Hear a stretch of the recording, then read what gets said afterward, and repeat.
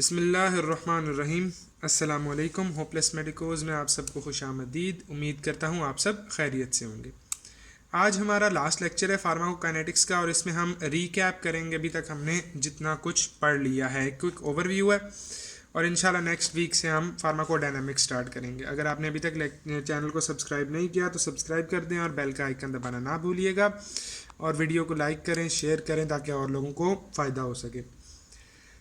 Pharmacokinetics वो study है जिसमें हम देखते हैं कि बॉडी ड्रग के साथ क्या कर रही है। इसमें ड्रग की एब्जॉर्प्शन आ जाती है, डिस्ट्रीब्यूशन आ जाती है और एब्जॉर्प्शन आ जाती है, डिस्ट्रीब्यूशन आ जाती है एंड एक्सक्रीशन आ जाती है।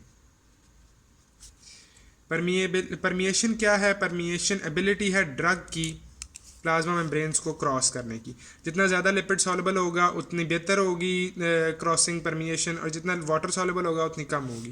कंसंट्रेशन ग्रेडियंट जितना ज़्यादा होगा दो मेम्ब्रेन्स के अक्रॉस उतना ज़्यादा रेट ऑफ डिफ्यूजन होगा। जितना ज़्यादा सरफेस एरिया होगा उतना ज़्यादा रेट ऑफ डिफ्यूजन होगा। जितनी ज़्यादा वैस्कुलरिटी होगी ऑर्गन की उतना बेहतर ड्रग परमिएट करेगा ऑर्गन के अंदर। फिक्स लॉ ऑफ डिफ्यूजन इस बात को डिक्टेट करता है। क्या है?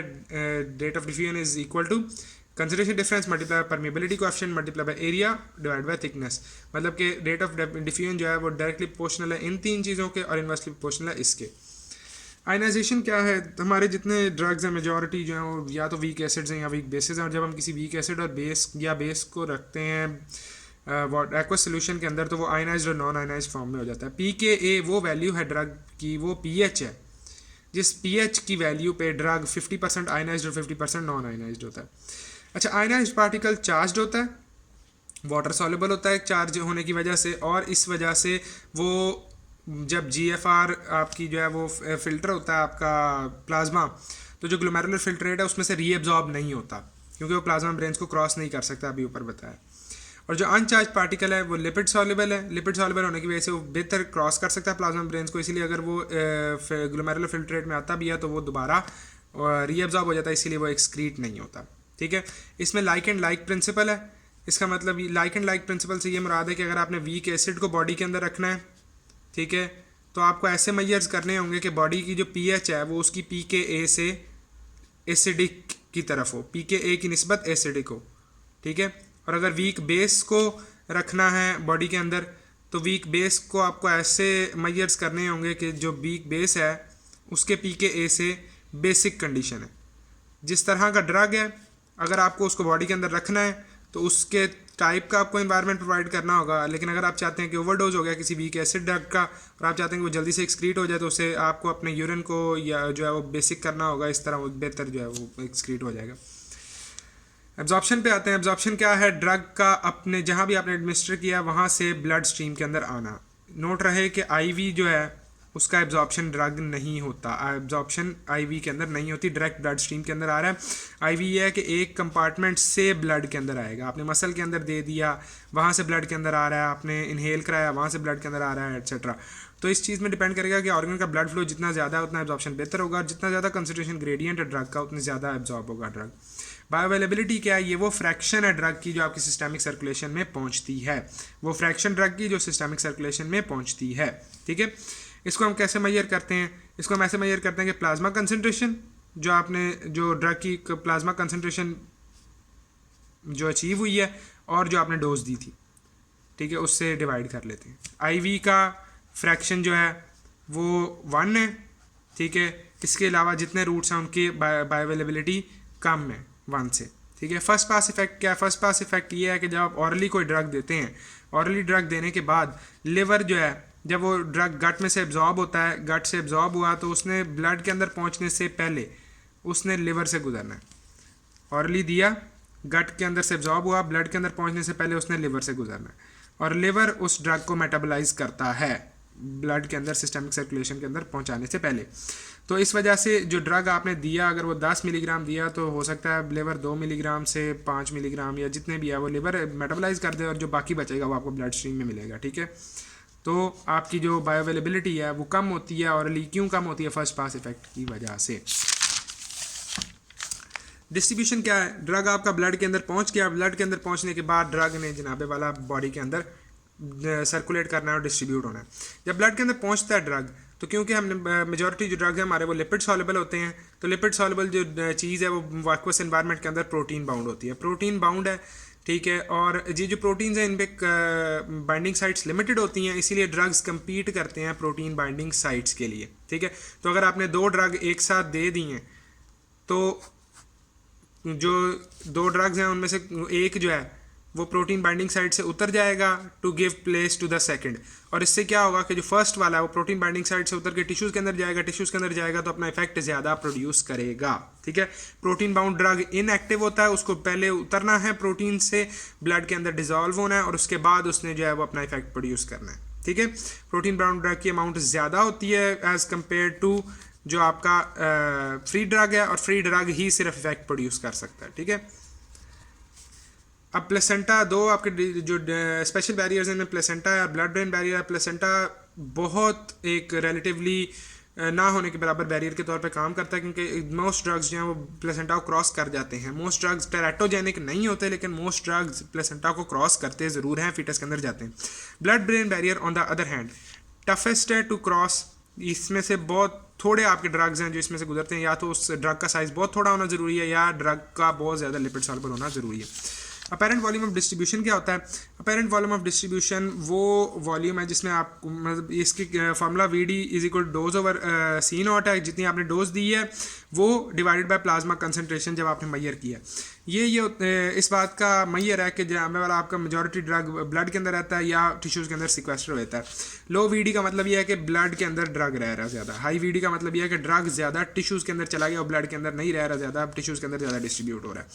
अब वी डी हाई जो लो वाले हैं ब्लड के अंदर ज़्यादा रहता है, इसका मतलब उनकी प्रोटीन एफिनिटी ज़्यादा है, ठीक है। और आपको लोडिंग डोज छोटी देनी होती है to attain a specific therapeutic level. और हाई वी डी वालों में टिश्यूज़ के अंदर ज़्यादा चला गया, इसका मतलब ये कि ब्लड प्रोटीन्स के साथ एफिनिटी कम थी जिसकी वजह से वो टिश्यूज़ के अंदर चला गया।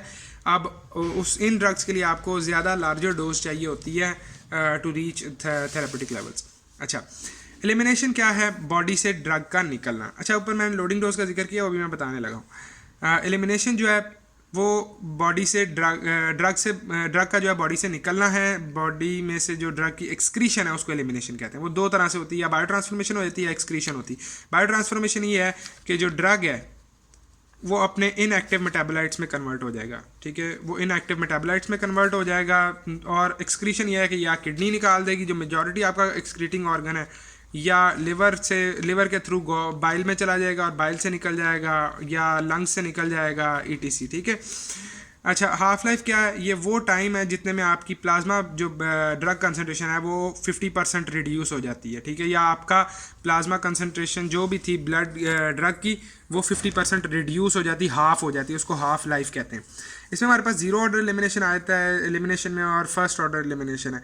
जीरो ऑर्डर एलिमिनेशन या जीरो ऑर्डर काइनेटिक्स भी जिसको लोग कहते हैं, उसमें यह है कि कांस्टेंट अमाउंट एलिमिनेट होती है, एक्सक्रीट होती है पर यूनिट टाइम।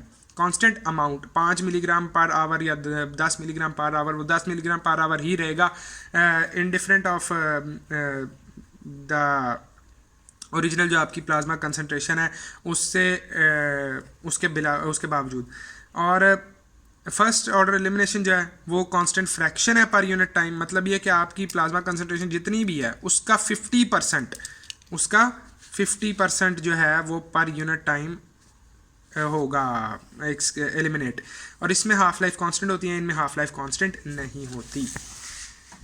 आगे चलते हैं, आगे हमारे पास आ जाता है जी क्लियरेंस वही एलिमिनेशन से ही है। हम ये रीनल क्लियरेंस इसको कहते हैं। बेसिकली रीनल क्लियरेंस है कि प्लाज्मा से कितना ज़्यादा एलिमिनेट हो रहा है ड्रग, उसके मैयर है rate of elimination over plasma concentration, ठीक है। और इसमें जो क्लियरेंस है ये जीरो ऑर्डर एलिमिनेशन की जो क्लियरेंस है वो इनकांस्टेंट होती है, जबकि फर्स्ट ऑर्डर की जो क्लियरेंस है वो कांस्टेंट क्लियरेंस आती है, ठीक है, कांस्टेंट क्लियरेंस आती है फर्स्ट ऑर्डर एलिमिनेशन में। लोडिंग डोज क्या है? लोडिंग डोज वो डोज होती है जिसमें जो हम यूज़ करते हैं वॉल्यूम ऑफ डिस्ट्रीब्यूशन को फिल करने के लिए, ठीक है। फ़ौरन से बॉडी के अंदर आपने अगर ड्रग का थेरेपेटिक लेवल अटेन करना है तो हम फ़ौरन से ज़्यादा से ड्रग दे देते हैं, जिसको हम कहते हैं लोडिंग डोज। लोडिंग डोज कैसे कैलकुलेट करते हैं? VD मल्टीप्लाई बाय जो डिज़ायर्ड प्लाज्मा कंसनट्रेशन है, और फ्रैक्शन जो आपकी बायो अवेलेबिलिटी है ये F उसको डिनोट कर रहा है। बायो अवेलेबिलिटी से क्यों डिवाइड करते हैं? क्योंकि जो दूसरे रूट्स हैं जो आपके टिश्यूज़ हैं उन्होंने मेटाबलाइज भी करना है ड्रग को बिफोर रीचिंग जो ब्लड है। मेंटेनेंस डोज क्या होती है? मेंटेनेंस डोज वो डोज है जो कि हम स्टेडी स्टेट को मेंटेन करने के लिए यूज़ करते हैं। स्टेडी स्टेट क्या? स्टेडी स्टेट मैं अभी आपको बताता हूँ। स्टेडी स्टेट को मेंटेन करने के लिए हम यूज़ करते हैं, इसका फार्मूला है क्लियरेंस मल्टीप्लाई बाय जो हम कंसनट्रेशन डिज़ायर कर रहे हैं स्टेडी स्टेट पे, multiply by half life over fraction of जो फ्रैक्शन है ये आपकी बायो अवेलेबिलिटी की, ठीक है। Clearance of the drug multiplied by steady state concentration multiplied by half life divided by bio availability. इसमें ये जो मैंने ब्रैकेट्स में शो किया है ना, ये अगर आप कांस्टेंट इन्फ्यूजन दे रहे हैं ना, कांस्टेंट इन्फ्यूजन, ठीक है, मतलब आपने IV ड्रग लगाया और आप कांस्टेंट अमाउंट में दे रहे हो, ठीक है, तो वो जो कांस्टेंट अमाउंट है ना उसके लिए आपको सिर्फ इसकी ज़रूरत है, ये दो चीज़ें आप एलिमिनेट कर सकते हैं कांस्टेंट इन्फ्यूजन के केस में, लेकिन मेंटेनेंस डोज के लिए कैलकुलेशन के लिए रखना होता है। स्टेडी स्टेट क्या है? स्टेडी स्टेट वो स्टेट है जो कि अचीव होती है जब आपकी ब्लड की प्लाज्मा कंसनट्रेशन या जो एवरेज कंसनट्रेशन है ड्रग की प्लाज्मा में वो चेंज होनी बंद हो जाए, ठीक है, वो चेंज होनी जो जब बंद हो जाए, ठीक है, इसको कहते हैं स्टेडी स्टेट। और जब हम ट्रीट कर रहे होते हैं बीमारियों को तो हमारा यही होता है अल्टीमेट गोल कि जो ड्रग है अगर हमने उसको डिफरेंट डोजेज़ में भी दिया है, ठीक है, अगर हमने उसे डिफरेंट डोजेज़ में भी दिया है तो उसका जो एवरेज है वो रहे स्टेडी स्टेट के आसपास ही रहे, ठीक है। थेरापेटिक विंडो क्या है? थेरापेटिक विंडो डिफरेंस है बिटवीन MEC एंड MTC कि कितना गैप है MEC और MTC के दरमियान। MEC क्या है? Minimum effective concentration. MTC क्या है? Minimum therapeutic concentration. MEC is minimum effective concentration, MTC is minimum therapeutic concentration. MEC वो मिनिमम लेवल है ड्रग का ब्लड के अंदर जो आपको चाहिए थेराप्यूटिक इफेक्ट प्रोड्यूस करने के लिए, और MTC वो मिनिमम लेवल है कि जिससे ऊपर अगर ड्रग का लेवल गया तो टॉक्सिक इफेक्ट प्रोड्यूस करेगा, बॉडी को हार्म देगा, और इन दोनों के दरमियान जितना गैप होता है उसको हम थेरापेटिक विंडो कहते हैं। और जब थेरापेटिक विंडो इसलिए कहते हैं क्योंकि इलाज करने के लिए आपने ड्रग तो देना है तो आपको इफेक्टिव कंसंट्रेशन से तो ऊपर देना है, ठीक है, ताकि थेरापेटिक इफेक्ट प्रोड्यूस हो, लेकिन आपको ये भी ख्याल रखना होता है कि टॉक्सिक लेवल तक ना पहुंचे, टॉक्सिक इफेक्ट से नीचे ही रहे। तो इसको हम थेरापेटिक विंडो कहते हैं कि इलाज करने के लिए हमें ड्रग की इस विंडो के अंदर हमें उसको रखना है, ड्रग के इस स्पेसिफिक कंसंट्रेशन के गैप के अंदर हमें रखना है ब्लड का जो ड्रग कंसंट्रेशन है। थेरापेटिक इंडेक्स थेरापेटिक विंडो को मेजर करने का एक तरीका है, ठीक है, जो कि सिर्फ रेशो है मिनिमम टॉक्सिक कंसंट्रेशन और मिनिमम इफेक्टिव कंसंट्रेशन, ठीक है। अच्छा हाँ, कुछ लोग ना मिनिमम इफेक्टिव कंसंट्रेशन को मिनिमम थेरापेटिक कंसंट्रेशन भी कहते हैं, just you know. Therapeutic index ratio है MTC और MEC। हम प्रेफर ये करते हैं कि हमारे ड्रग्स का जो थेरापेटिक इंडेक्स है वो हाई हो ताकि हमारे पास ज़्यादा बड़ा थेरापेटिक विंडो हो, ठीक है। लो थेरापेटिक इंडेक्स का मतलब ये है कि आपके पास थेरापेटिक विंडो बहुत थोड़ी है। अगर पेशेंट ने ड्रग 2 डोजेज एक साथ ले ली हैं तो हो सकता है कि टॉक्सिक इफेक्ट प्रोड्यूस हो जाए और हार्मफुल हो, ठीक है। और डोज एडजस्टमेंट हम कैसे करते हैं रीनल डिजीज़ में? अब देखो हमारा एम यही होता है कि जितना बॉडी से निकल रहा है ड्रग, लेट्स से 2 ड्रॉप्स पर सेकेंड, 2 मिलीग्राम पर मिनट कर लेते हैं, ठीक है, 2 मिलीग्राम पर मिनट निकल रहा है, तो आपकी यही कोशिश होती है कि आप 2 मिलीग्राम पर मिनट देते भी रहो ड्रग, ठीक है, 2 मिलीग्राम पर मिनट देते रहो। लेकिन जब रीनल डिजीज़ होती है तो पेशेंट्स की जो GFR होता है वो लो होता है, ठीक है, GFR नॉर्मल के कंपैरिजन में लो होता है, और GFR को हम मेजर करते हैं क्लिनिकली प्लाज्मा क्रिएटिनिन की क्लियरेंस से, ठीक है, ये क्रिएटिनिन की क्लियरेंस का सिंपल है, क्रिएटिनिन की क्लियरेंस से हम उसको मेजर करते हैं। तो अब जो पेशेंट की क्लियरेंस है वो कम है as compare to normal clearance, तो हम इन दोनों को डिवाइड कर लेते हैं, जो इनका फ्रैक्शन आता है उसे हम एवरेज डोज से मल्टीप्लाई कर लेते हैं और ये आपकी करेक्टेड डोज है। ये हमारा फार्माकोकाइनेटिक्स का ओवरव्यू हो गया। इंशाल्लाह नेक्स्ट वीक से हम फार्माकोडायनामिक्स स्टार्ट करेंगे, और अगर आप चाहते हैं कि आपको उन वीडियोज़ के अपलोड होने का नोटिफिकेशन मिल जाए तो यहाँ नीचे करके एक बेल का आइकन होगा, ठीक है, और एक सब्सक्राइब का बटन होगा, उन दोनों को दबा दें। वीडियो को लाइक कर दीजिएगा, शेयर कर दीजिएगा। Thank you for listening. अस्सलाम वालेकुम।